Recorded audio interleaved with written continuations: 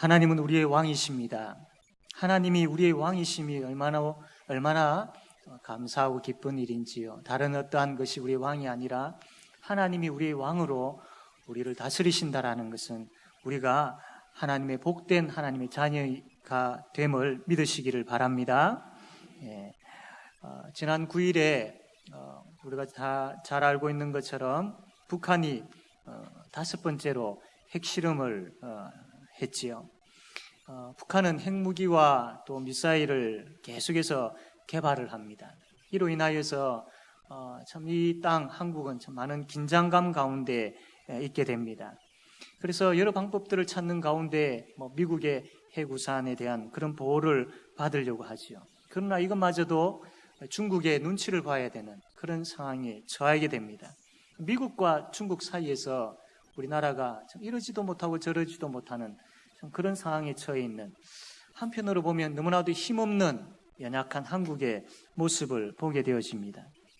과거에 이처럼 우리나라와 힘없는 그런 민족이 있었습니다. 우리나라와 같이 힘없는 민족이 있었는데 그 민족이 바로 유대민족이죠. 이 민족은 완전히 망하게 되어집니다. 바벨론이라는 나라에 완전히 망하게 되어져서 이제는 다 끝나버리는 그런 민족이었습니다. 그러나 그럼에도 불구하고 하나님께서 하나님의 백성이기에 그 민족을 버리지 아니하시고 다시 찾으시고 다시 회복시키시고 다시 부르시는 것을 보게 되어집니다. 우리는 그 내용의 말씀을 에스더를 통하여서 보게 되어질 것입니다. 그래서 이 말씀을 통하여서 동일하게 죽어있는 자를 다시 찾으시고 세우신 그 하나님, 연약하고 연약한 우리를 다시 찾으시고 세우시는 하나님, 그 하나님을 만나게 될 줄로 믿으시기를 바랍니다. 이 말씀을 통하여서 그 하나님을 만남으로 인하여 우리가 더욱더 하나님 앞에서 신실하고 진실된 그런 신앙으로, 철저하게 하나님을 의지하고 경외하는 신앙으로 돈독하게 세워지는 큰 은혜가 우리 모두에게 충만하게 되어지기를 바랍니다. 우리가 이제 에스더라는 말씀을 오늘부터 보게 되어지는데, 이 에스더가 성경에 어디쯤 위치해 있는지는 우리가 알아야 되지 않겠습니까? 그림을 보게 되어지면 구약시대를 한 12시대로 나누게 되어집니다. 그림을 한번 띄워주시겠습니까? 12시대로 나누게 되어지죠. 창세기 시대, 출애굽기 시대, 민수기 시대, 이런 시대로 쭉 나눕니다. 그 나누는 가운데에 이제 왕이 등장하여서 왕이 다스리는 그런 시대가 있었습니다. 이스라엘의 첫 번째 왕이 사울이죠. 그 다음에 두 번째 왕이 다윗이고, 세 번째 왕이 솔로몬입니다. 솔로몬 이후에 이 이스라엘이 우리나라처럼 북쪽과 남쪽으로 분단이 되어버립니다. 나누어져 버립니다. 그래서 북쪽을 북이스라엘이라고 하고 남쪽을 남유다라고 그렇게 명칭을 부르게 되어집니다. 그런데 이 이스라엘, 북이스라엘과 남유다가 하나님의 백성임에도 불구하고 신앙생활을 잘 못했습니다. 아니, 잘 못하는 정도가 아니라 하나님을 배반하여서 하나님이 가장 싫어하는 우상을 숭배하게 되어집니다. 하나님께서 우상을 숭배하는 그 백성을 그냥 내버려 두지 않으시지요. 그래서 다음 그림 보게 되어지면 이 북이스라엘은 저기 아수르라는 나라에 망하게 되어집니다. 그 이후에 남쪽 유다도 역시 저기 바벨론이라는 나라에 망하게 되어집니다. 바벨론이라는 나라는 또 나중에 페르시아라는 제국에 망하게 되어집니다. 이 유다 백성들이 포로로 잡혀가서 70년의 세월이 지나게 되어집니다. 70년의 세월이 지나고 난 다음에 하나님께서 약속하신 대로 이 백성들을 다시 회복시켜 주십니다. 예루살렘으로 부르시지요. 그래서 이 바벨론으로 포로로 잡혀갔던 유다 백성들이 이제 포로에서 다시 돌아오게 되어집니다. 세 차례에 걸쳐서 돌아오게 되어지는데, 그 다음 그림 보게 되어지면 첫 번째로는 스룹바벨을 중심으로 해가지고 1차 귀환이 있습니다. 그 다음 그림 보게 되어지면 이 에스라를 통하여서 2차 귀환이 있습니다. 그 다음 그림, 이제 나왔네요. 이제 그림을 보게 되어지면, 세 번째로 느헤미야를 중심으로 해가지고 3차 귀환이 있게 되어집니다. 이렇게 세 번에 걸쳐가지고 이 포로로 잡혀갔던 유다 백성들이 예루살렘으로 돌아오게 되어집니다. 그 중에 1차 귀환과 2차 귀환 그 사이에 이 크나큰 페르시아 제국에 아주 큰 사건이 하나 있었습니다. 그 사건의 내용이 뭐냐면 바로 에스더입니다. 그래서 에스더의 위치는 이 구약시대의 역사를 보게 되어질 때에 1차 이 포로 귀환과 2차 포로 귀환 사이에 있었던 사건이다라고 여러분이 이제 아시고 이제 말씀으로 들어가면 되겠습니다. 자, 그러면 좀 더 구체적으로 이 에스더에 대한 구체적인 배경을 우리가 한번 살펴보아야 할 것입니다. 우리나라 과거에 고조선 시대에 청동기 문화가 발달이 되어졌습니다. 그래서 청동기로 거울을 만들어 가지고 여인들이 그것을 보고 얼굴을 꾸미기도 하고 옷을 꾸미기도 하고 그렇게 했죠. 또 이 청동기를 가지고 여러 가지 많은 생활용품들을 만들고 때로는 무기도 만들고 아마 그렇게 했을 겁니다. 그러면서 철기가 발견이 되어져서 이 철기 문화가 또 잘 이루어져 가고 있습니다. 그래서 농기구도 만들고 또 전쟁에 나아가서 쓸 무기도 만들기도 하고 한참 우리나라는 이 청동기 문화, 철기 문화 이런 것들이 이렇게 발달하고 있을 그때에 저기 중동 지역에서는 아주 큰 나라가 세워지고 망하게 되어지고 또 큰 나라가 세워지고 망하게 되어지고 이런 일들이 있었습니다. 아수르라는 나라가 아주 큰 나라로 부강하게 되어집니다. 그러나 이 나라는 바벨론이라는 나라에 망하게 되어집니다. 바벨론이 아주 큰 나라로 이렇게 부강하게 되어졌을 때에 이 나라도 결국은 나중에 페르시아라는 나라에 망하게 되어지죠. 그래서 이 페르시아가 이제 그 중동 지역의 어마어마한 그 땅들을 차지하면서 그 지역을 다스릴 때입니다. 페르시아 제국이라고 하죠. 이 페르시아 제국에 여러 왕들이 있었는데 그 중에 다리오라는 왕이 있었습니다. 이 다리오 왕은 계속해서 서쪽으로 땅을 넓혀가기를 원했습니다. 그래서 군사를 일으켜가지고 서쪽으로 땅을 차지해 가기 시작했습니다. 어디까지 갔느냐 하면 그리스까지 가서 이제 그 지역에 있는 도시 국가들을 이제 정복을 했지요. 그런데 어떤 일이 있었느냐 하면 그 그리스 도시 국가 가운데에 아테네라는 도시 국가가 있었는데 아테네가 반기를 듭니다. 아테네를 중심으로 해가지고 반란이 일어나게 되어지죠. 그래서 이 다리오 왕이 화가 나서 이 아테네를 정복하기 위하여서 약 한 10만에 가까운 이 병력들을 이끌어 가지고 가서 이제 전쟁을 하러 가게 되어집니다. 이 아테네 동북쪽으로 약 한 42km 정도 떨어져 있는 곳에 평원이 하나 있었는데 그 평원 이름이 마라톤이라는 평원입니다. 그 지역에서 이 아테네 군사와 또 그리스 군사, 페르시아 군사가 전쟁을 벌이게 되어집니다. 이 아테네 군사는 약 한 1만 명 정도, 그러니까 이 페르시아 군대에 대한 10분의 1 정도밖에 되어지지 않죠. 누가 보더라도 이 전쟁은 이 페르시아가 이기게 되어 있습니다. 그런데 이 아테네의 용장이 아주 전략을 잘 세워가지고 이 전쟁에서 승리하게 되어집니다. 이 전쟁의 승리의 기쁨을 저기 멀리 떨어져 있는 아테네에 있는 시민들에게 빨리 알려야 되었던 것이죠. 그래서 그 당시에 달리기 선수로 활약을 했던 필리피데스라는 사람에게 이 소식을 빨리 전해라. 그래서 이 사람이 이제 열심히 달려갑니다. 달려가서 도착을 합니다. 그 거리가 아마 42.195km인 것 같아요. 그래서 그 사람이 우리가 전쟁에서 이겼습니다. 이 말 한마디 하고 그 자리에 죽었습니다. 이게 유래가 되어서 이제 마라톤이 이제 시작되었다라고 그렇게 합니다. 바로 이 전쟁, 이 전쟁에서 다리오 왕이 그만 패하게 되어집니다. 돌아와서 이 화가 이게 삭혀지지 않죠. 내가 다시 준비를 해서 저 아테네 도시를 비롯한 그 지역을 다시 내가 정복하겠다. 이 마음을 가지고 이제 준비를 하는데 그 준비하는 과정에서 다리오 왕이 죽게 되어집니다. 그 뒤를 이은 왕이 누구냐면 오늘 우리가 이 본문에서 만나게 되어지는 에스더에 등장하는 바로 아하수에로 왕입니다. 에스더의 남편이죠.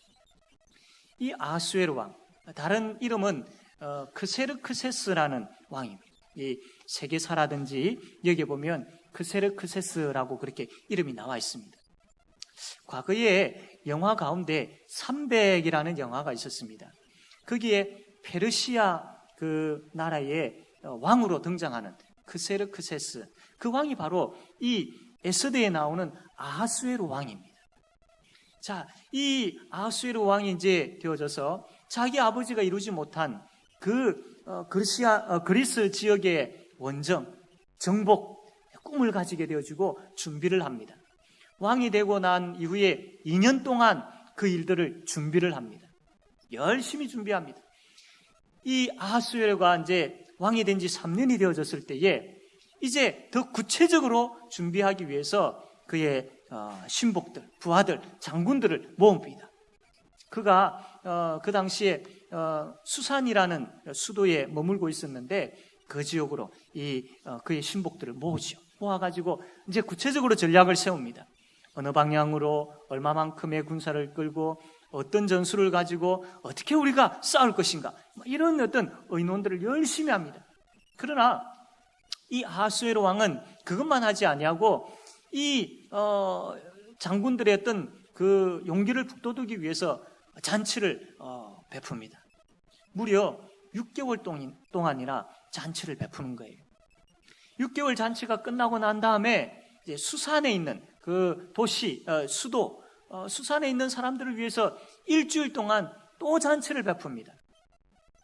그 가운데에 이 아하수에로 왕이 너무나도 기분이 좋아가지고 이 사람들에게, 모여있는 사람들에게 자기의 부인 와스디 왕후를 자랑하고 싶었습니다. 너무나도 미모가 뛰어났기 때문에 자랑하고 싶었어요. 그래서 신하를 보내가지고 와스디를 데려오도록 합니다. 신하가 가서 이야기를 합니다. 왕이 오라고 하십니다. 그런데 어떻게 된 이유인지 이 왕후 와스디가 거절을 해버립니다. 나 가지 않겠다.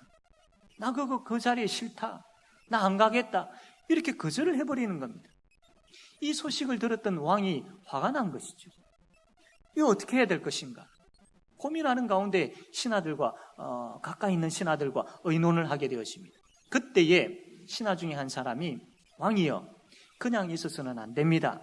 만약에 이 사건을 그냥 덮어두면 왕의 기강도 무너질 뿐만 아니라 페르시아에 있는 이 가장들의 기강도 무너집니다.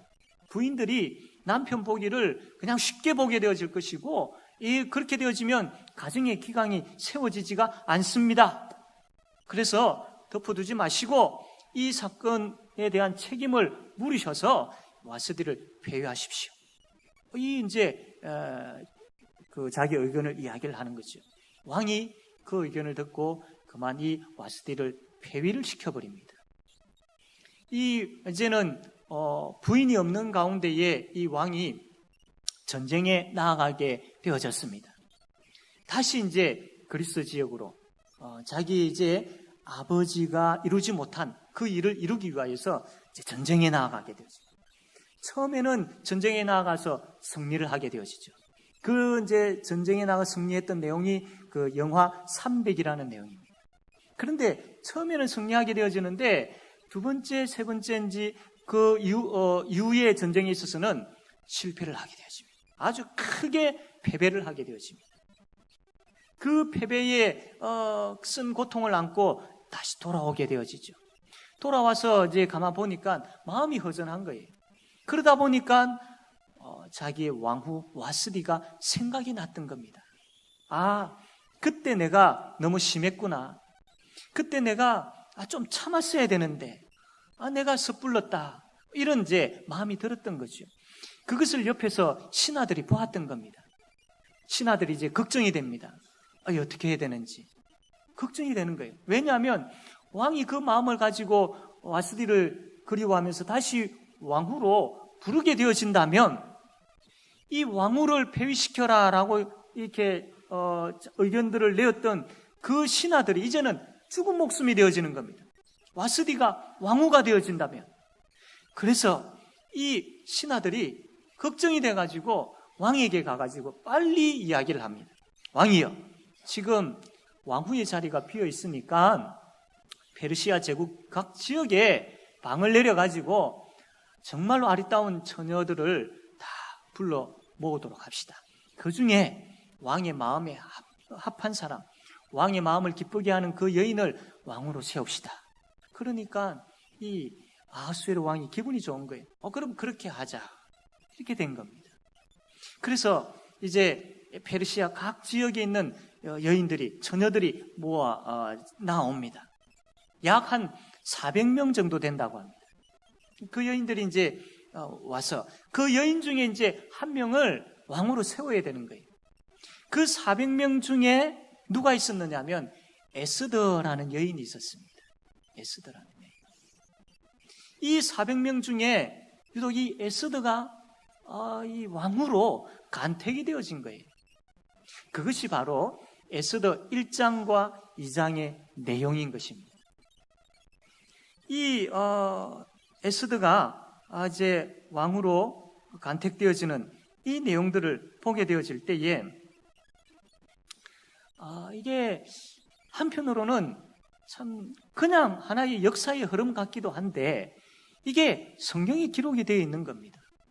그러면서 여러분 에스더 1장부터 10장까지 보게 되어지면 하나님이라는 단어가 나오지를 않습니다. 하나님이라는 단어가 나오지 않아요. 그러다 보니까 조금 전에 이 역사적인 배경에 대해서 제가 이야기를 할 때에 이게 그냥 우연히 그런 역사의 흐름 가운데에 있었던 사건이구나. 하나님이라는 그 말이 나오지 않으니까 하나님께서 약속하셨다, 하나님께서 도우신다, 하나님께서 인도하신다, 이런 내용들이 없다 보니까 우연히 이 일들이 일어났는가 이렇게 생각하기가 쉽습니다. 하나님께서 별 어떤 다른 일들을 하지 않으셨는가? 하나님과 상관없는 일들인가? 이런 생각들을 하게 되어지는 것이죠. 그러나 여러분, 지금까지의 어떤 그 역사의 내용들을 우리가 쭉 들었습니다. 그리고 이 에스더라는 유대 여인이 페르시아 제국의 왕후가 된 것이 과연 우연히 그렇게 된 것이겠습니까? 정말로 우연일까요? 하나님께서 아무것도 하지 않으시는 가운데 이 일들이, 이 역사가 진행이 되어졌을까요? 아닙니다. 하나님이라는 이름은 나오지 않지만 분명히 이 역사 흐름 속에 또 에스더가 왕으로 세워지는 이 모든 과정에 하나님께서 개입하셨고 하나님께서 역사하셨습니다. 우리가 좀 더 구체적으로 보게 되어지면 하나님의 섭리를 볼 수 있습니다. 예수 믿지 않는 사람들은 이 섭리를 생각지 못하지요. 예수 믿지 않는 사람들은 그냥 당연하게 하나의 역사의 이야기로만 생각할 것입니다.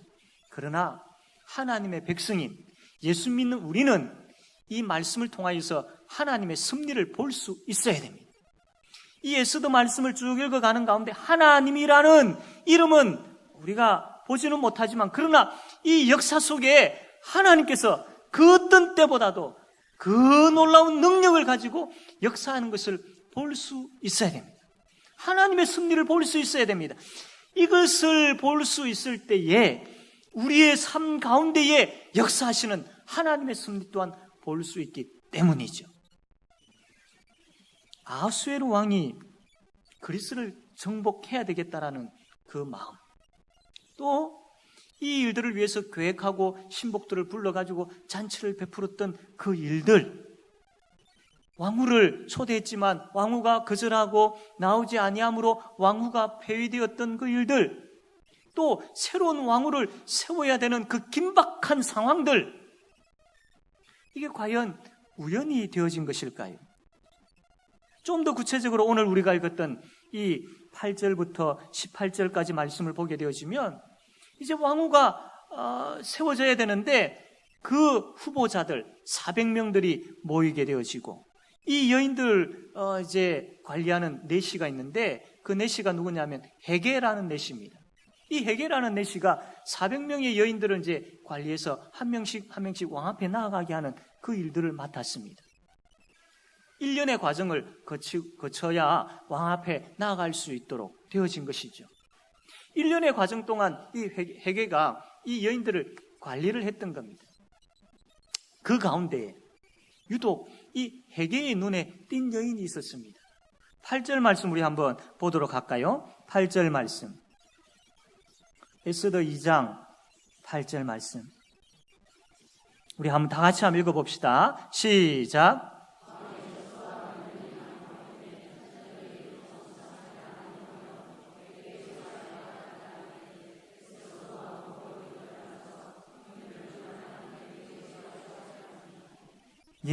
여기에 보면 이 헤게의 그리고 이제 9절 말씀 연이어서 우리가 봐야 되는데 이 9절에 제가 읽겠습니다. 헤게가 이 처녀를 좋게 보고 은혜를 베풀어라고 되어 있습니다. 그러니까 그 400명 가까이 되어지는 그 여인들 가운데 유독 헤게의 눈에 이 에스더가 유독 눈에 들어왔던 겁니다. 그리고 그 마음에 에스더에게 은혜를 베풀고 싶은 마음이 생겼던 것이죠. 이런 마음이 일어났다라고 되어 있습니다. 뿐만 아니라 이제 이 여인들에게 많은 필요한 물품들을 주고 그걸 가지고 치장을 해가지고 왕 앞에 나아가게 됩니다. 그런데 이 에스더는 필요 이상이었던 것들을 치장하지 아니하고 그냥 나아갔습니다. 그럼에도 불구하고 15절 말씀 보니까 모든 보는 자에게 사랑을 받더라라고 말씀을 합니다. 그렇게 아름답게 치장하지 아니하였음에도 불구하고 모든 보는 자들에게 사랑을 받더라. 이게 과연 우연일까요? 그리고 17절 말씀에 이제 드디어 이 에스더가 왕 앞에 나아가게 됩니다. 그 왕 앞에 나아갔을 때에 어떤 일이 벌어졌느냐 하면 우리 17절 말씀 다시 한번 읽어보겠습니다. 17절 다 같이 한번 읽겠습니다. 시작.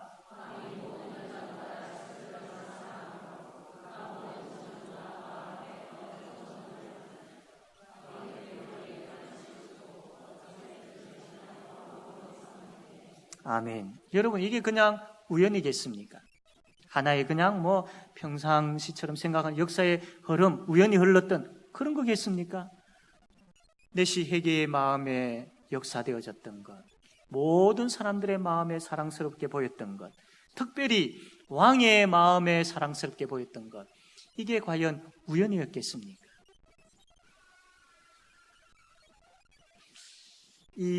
나중에 다음에 우리가 볼 텐데 유대 백성들이 몰살을 당하게 되어질 위기가 찾아오게 되어집니다. 그러면 그대로 이제 가게 되어지면 이 유대 백성들은 이 땅에서 다 사라져 버리게 되어지는 거예요. 하나님의 백성으로 하나님 나라를 세우는 그 일들을 못하게 되어지는 겁니다. 그래서 하나님께서 이것을 막기 위해서 미리 에스더를 왕의 부인으로 왕으로 세우시고 계시는 과정입니다. 하나님의 백성을 구원하시기 위해서 지금 하나님께서 미리 준비하고 계시는 겁니다. 그러므로 이 역사의 과정에 있어서 하나님께서 아무것도 하고 계시지 않는 것이 아니고 정말로 하나님께서 이 사건을 통하여서 하나님의 백성들을 살리기 위한 그 준비 작업들을 세미하게 구체적으로 일하고 계셨다라는 것입니다. 사랑하는 성도 여러분, 이 땅 한국의 정세를 보면서 참 불안합니다. 이 전쟁의 위기에 대한 불안뿐만 아니라 참 정치가 어떻게 흐르고 있는지에 대한 안타까움도 있고 또 경제적인 부분들에 있어서 참 어렵다 여기저기에서 이야기가 나오고 있고 뿐만 아니라 참 내적으로는 윤리적으로 도덕적으로 많이 참 타락되어져가는 안타까운 모습들을 보게 되어집니다. 이러한 가운데에 하나님께서 아무것도 하지 아니하시고 그냥 계실까요? 그렇지 않습니다. 비록 이러한 한국이라 할지라도 이러한 이 민족, 이 나라 속에도 하나님께서 역사하시고 일하고 계십니다. 왜냐하면 이 땅, 이 민족, 이 나라 속에 하나님의 교회가 있기 때문입니다. 또한 우리가 한국 교회의 모습을 볼 때 참 안타까운 모습들이 참 많죠. 교회의 지도자들이 타락해가는 모습을 보게 되어집니다. 교회가 점점 쇠퇴해져가는 모습을 보게 되어집니다. 그러면서 하나님께서 마치 교회를 향한 손을 이제 놓아버리신 것처럼 그렇게 보이게 되어집니다. 과연 그랬을까요? 과연 그럴까요? 과연 하나님께서 교회를 향한 손을 놓아버리셨을까요? 그렇지 않습니다. 비록 연약한 교회이지만, 부족한 한국 교회이지만, 그럼에도 불구하고 하나님은 교회를 향한 손을 놓지 아니하시고 지금도 붙잡고 계십니다. 왜냐하면 그 교회 안에는 주께서 피로 값주고 사신 하나님의 백성들이 있기 때문입니다. 우리가 이 땅을 살아갈 때에 답답한 일들이 참 많죠. 풀리지 않는 일들이 많습니다. 반복되어져서 실패하는 그런 일들이 있습니다. 그러다 보니까 막막하기만 합니다. 이 가운데 아무리 하나님 불러도 하나님께서 응답하지 않으시는 것 같이 여겨집니다. 시편 42편 3절 말씀 보면 사람이 종일 내게 하는 말이 내 하나님이 어디 있느냐 하오니 내 눈물이 주야로 내 음식이 되었도다. 마치 믿지 아니하는 사람들이 볼 때에 저 사람 예수 믿는 사람이라고 하는데 마치 하나님 계시지 않는 것처럼 왜 저 사람의 인생이 저래라고 할 정도로 참 답답하고 힘든 가운데 우리가 살아갈 때도 있다라는 겁니다. 내 모습을 보아도, 가정을 보아도, 일터를 보아도, 자녀들을 보아도 막막할 때가 있다라는 겁니다. 정말로 하나님 계십니까? 정말로 하나님께서 역사하십니까? 왜 하나님 아무것도 하지 아니하십니까? 왜 하나님 침묵만 나에게 침묵으로 그냥 대하고 계십니까? 이렇게 이야기할 때가 있습니다. 그러나 과연 그럴까요? 그렇게 우리가 막막해하고 답답해하고 하나님께 부르짖어도 응답이 없는 것 같고 그러한 현실, 그러한 상황 속에 우리가 거하는 가운데 있다 할지라도 여러분 하나님께서는 그 속에서도 일하고 계심을 믿으시기를 바랍니다. 신명기 31장 7절 8절에 이런 말씀이 있습니다. 모세가 여호수아를 불러 온 이스라엘의 목전에서 그에게 이르되 너는 강하고 담대하라. 너는 이 백성을 거느리고 여호와께서 그들의 조상에게 주리라고 맹세하신 땅에 들어가서 그들에게 그 땅을 차지하게 하라. 그리하면 여호와 그가 내 앞에서 가시며 너와 함께하사 너를 떠나지 아니하시며 버리지 아니하시리니 너는 두려워하지 말라, 놀라지 말라. 여러분, 비록 우리의 답답한 현실 가운데 비록 놓여 있다 할지라도 그러나 그 속에서도 여전히 하나님은 우리를 다스리시고 여전히 하나님은 일하고 계심을 믿으시기를 바랍니다. 믿음의 눈으로 보셔야 됩니다. 믿음의 눈으로. 하나님의 섭리하심을 믿는 그 믿음의 눈으로 보셔야 됩니다. 에스더의 그 역사의 배경을 볼 때에 하나님께서 아무것도 하시지 아니하는 것 같지만 그러나 하나님께서 아무것도 하시지 아니하셨다면 이렇게까지 이끌어올 수도 없고 또한 나중에 결국 유다 백성들이 구원을 받을 수도 없는 것이죠. 분명히 하나님의 역사가 있었기 때문에 하나님의 일하심이 있었기 때문입니다. 이와 동일하게 지금도 하나님은 우리의 삶 가운데, 지금도 하나님은 여러분의 가정 속에서, 여러분의 일터 가운데, 지금도 하나님은 여러분들이 힘들어하고 어려워하는 그 앞에 놓여있는 장막 앞에서 어찌할 바를 알지 못하고 있는 이 현실 속에서 하나님은 일하고 계시고 돕고 계시고 우리를 붙잡고 계심을 믿으시기를 바랍니다. 믿음의 눈으로 하나님의 섭리하심을 보시는 은혜가 우리에게 있게 되어지기를 바랍니다. 이 눈에 아무 증거 아니 배워도 믿음만을 가지고서 늘 걸으며 이 귀에 아무 소리 아니 들려도 하나님의 약속 위에 서리라. 걸어가세 믿음 위에 서서 나가세 의심 버리고 걸어가세 믿음 위에 서서 눈과 귀에 아무 증거 없어도 이 찬양의 고백이 우리의 진실된 우리의 삶 속에서 고백되어지는 그런 고백이 되어지기를 바랍니다. 이제 말씀을 맺겠습니다. 어떠한 경우에도 우리의 왕이시고 우리의 구원자 되시는 하나님을 바라봅시다. 내 손에 아무것도 쥐어지지 아니하고 내 앞에 장막들이 장애물들이 없어지지 아니한다 할지라도 그러나 그 속에서 역사하시고 일하시고 우리를 구원하시기 위해서 우리에게 큰 은혜로 역사하시기 위해서 지금도 역시 일하고 계시는 그 하나님을 믿음의 눈으로 보는 우리가 되어지기를 바랍니다. 우리를 구원하신 하나님께서 완전한 구원을 위해서 일하고 계시는 그 하나님, 그래서 끝까지 우리를 이끄실 줄로 믿고 하나님을 찾고 또 찾는 우리가 되어지기를 바랍니다. 그럴 때에 이 나라, 이 민족을 위해서 일하시는 하나님을 보게 되어질 것입니다. 그럴 때에 주의 몸된 교회에서 일하시는 하나님을 보게 되어질 것입니다. 그럴 때에 우리의 삶 가운데, 우리 가정 속에서 일하시는 하나님, 우리의 일터 속에서 일하시는 하나님을 만나게 될 줄로 믿습니다. 이 한 주간도 이 믿음의 눈으로 하나님의 역사하심을 보면서 찬양하는 모든 성도들 되어지기를 바랍니다. 아멘.